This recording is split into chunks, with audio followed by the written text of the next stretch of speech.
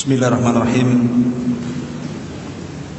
Assalamualaikum warahmatullahi wabarakatuh. Alhamdulillah wassalatu wassalamu ala Rasulillah wa ala alihi wa sahbihi wa mawalah wa la haula wa la quwwata illa billahi wa ba'd.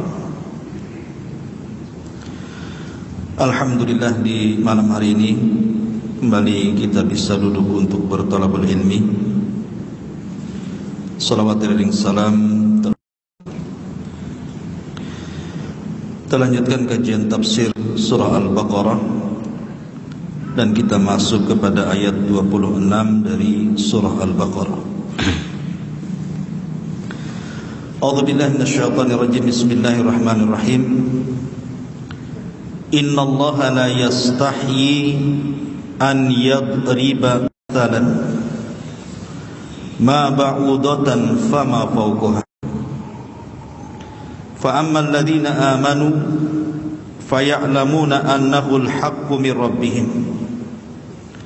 wa ammal ladhina kafaru fayaquluna madza arada Allahu bihadza mathalan yudhillu bihi katsiran wa yahdi bihi katsiran wa ma yudillu bihi illa al-fasiqin. Baik. Sesungguhnya Allah Subhanahu wa taala tidak malu untuk membuat sebuah permisalan dengan seekor nyamuk, ataupun mungkin di atas nyamuk atau mungkin di bawah nyamuk. Adapun orang-orang yang beriman, mereka mengetahui bahwa itu adalah sebuah kebenaran dari Rabbnya. Adapun orang-orang kafir, mereka mengatakan apa yang Allah kehendaki dengan permisalan itu, yang menyesatkan dengannya kebanyakan orang dan memberikan hidayah dengannya kebanyakan orang. Dan tidaklah tersesat dengan permisalan itu kecuali orang fasik. Ayat ini ada asbab nuzulnya. Jadi ketika kita tahu bahwa orang-orang Arab itu jago-jago syair, mereka suka melantunkan syair dengan bahasa yang sangat tinggi. Artinya banyak pujangga-pujangga Arab di zaman itu. Dan mereka tidak pernah membuat permisalan dengan binatang, apalagi dengan binatang-binatang remeh. Sehingga kemudian ketika Nabi SAW membacakan ayat ini, mereka menganggap bahwa macam mana Rabbu membuat permisalan dengan binatang-binatang remeh seperti ini? Apa seperti ini Al-Quran? Maka turun ayat ini, Innallaha la yastahi an yadriba mathalan ma ba'udatan fama fawqaha. Allah tidak malu membuat sebuah permisalan dengan seekor nyamuk, atau mungkin lebih besar dari nyamuk, atau mungkin lebih kecil dari nyamuk. Di sini Allah Subhanahu wa taala memulai dengan kata-kata innallaha la yastahi. Sesungguhnya Allah tidak malu.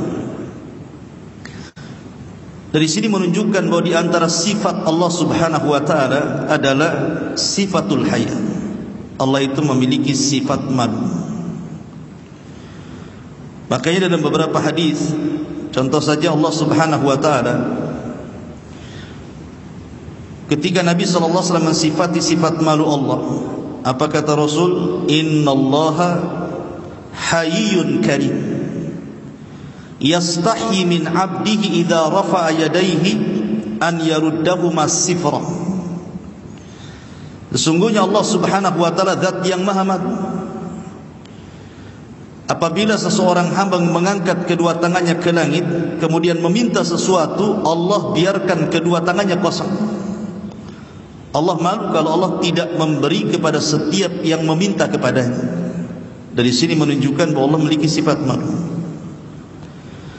Kemudian juga hadis Nabi SAW ketika di zaman Rasul ada 3 orang yang, adapun yang duduk di belakang, fastahyallahu alaihi, dia malu maka Allah pun malu kepadanya.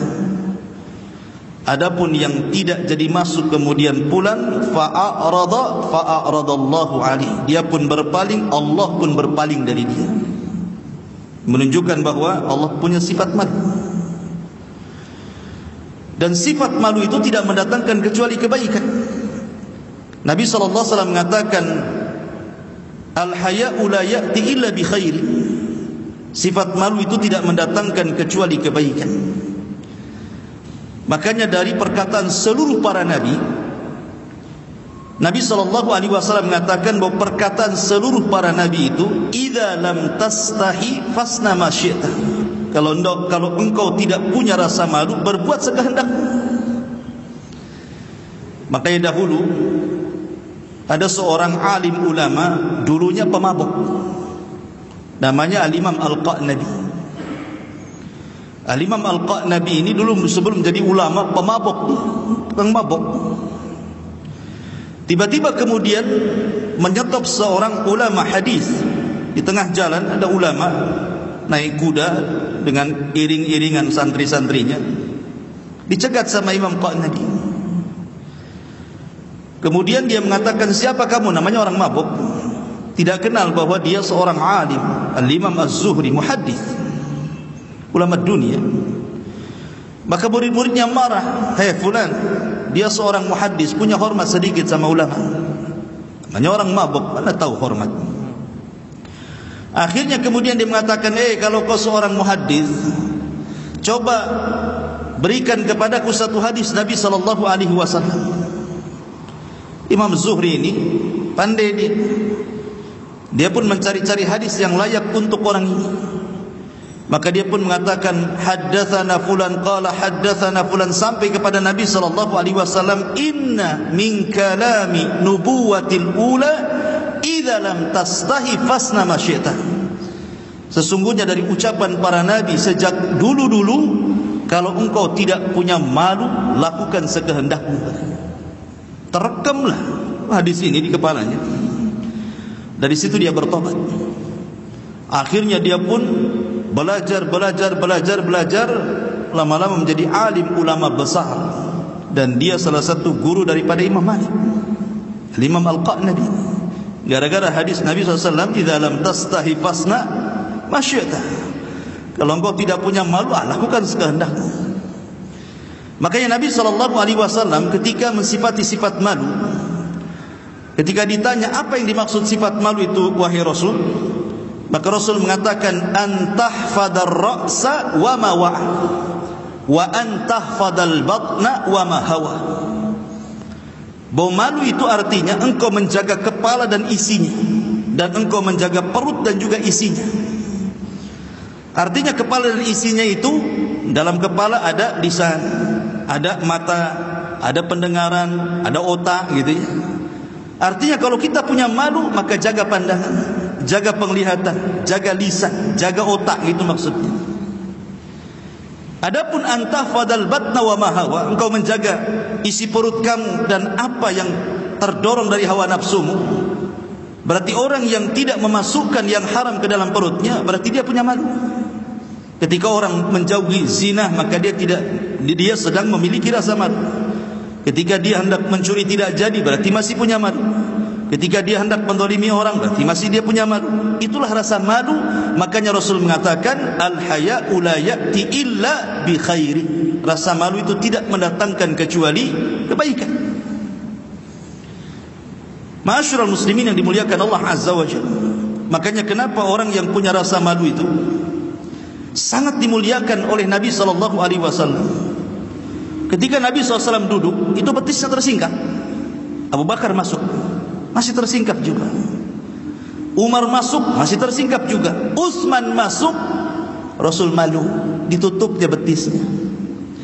Aisyah radhiyallahu anha yang menyaksikan ini bertanya, wahai Rasul, kelakuanmu aneh.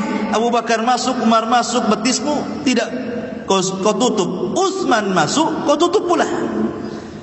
Maka apa kata Nabi SAW? Kaifa astahi, kaifa la astahi mimma yastahi minhul malaika. Bagaimana aku tidak malu kepada orang yang malaikat sendiri malu sama dia, gitu. Malaikat saja malu sama Utsman. apalagi aku. Makanya kenapa Nabi SAW itu sampai menjodohkan dua putrinya kepada Utsman, karena Utsman itu memiliki sifat malu, akhlak yang luar biasa. Sampai-sampai Ali radhiyallahu an ketika menjadi khalifah ditanya tentang Utsman, kata Ali, "Dzakar rajul yud'a fi mala'il a'la bi dhi nurain." Itulah laki-laki yang dipanggil dari atas langit sana dengan sebutan pemilik dua cahaya, karena menikahi dua putri Nabi. Karena sejak Adam diciptakan sampai kiamat dibangkitkan, tidak ada orang yang menikahi dua putri Nabi kecuali Utsman bin Affan. Itulah sifat malu. Maka di sini Allah mengatakan innallaha la yastahi, tapi tentu malunya Allah dengan malunya manusia berbeda. Sifat malu bagi Allah itu sifat sempurna, sifat yang tidak ada kekurangan di dalamnya, sifat yang sangat indah. Maksudnya rasa malu Allah Subhanahu wa ta'ala tercantum dalam hadis tadi. Innallaha hayyun karim, Allah itu zat yang maha malu lagi maha pemurah. Idza rafa'a yadayhi, apabila seorang hamba mengangkat kedua tangannya kemudian mengatakan ya Rabbi an yaruddahuma sifra, maka Allah tidak mungkin membiarkan tangan itu kosong. Artinya bahwa terkadang Allah Subhanahu wa ta'ala memberikan kepada kita itu Allah sudah berikan sebelum kita meminta. Ketika antum punya sesuatu ingin meminta kepada Allah Azza wa Jalla, dan antum ingin datang ke masjid, ingin solat, habis solat ingin berdoa, sebelum antum melangkahkan kaki ke masjid, Allah sudah tahu antum itu minta apa. Terkadang Allah sudah memberi duluan sebelum antum minta. Itulah Allah. Kalau kita kan tidak. Ada orang meminta-minta kepada kita, kalau dia tidak mengungkapkan hajatnya, kita tidak tahu kalau dia sedang berhajat kepada kita kan. Terkadang dia minta saja kita enggak ngasih. Tapi Allah Subhanahu wa ta'ala memberi sesuatu sebelum kita minta. Contoh, dua kisah. Di zaman Nabi Musa alaihi salatu wassalam, ada seorang wanita udah lama menikah tidak punya anak. Lama dia menikah tidak punya anak.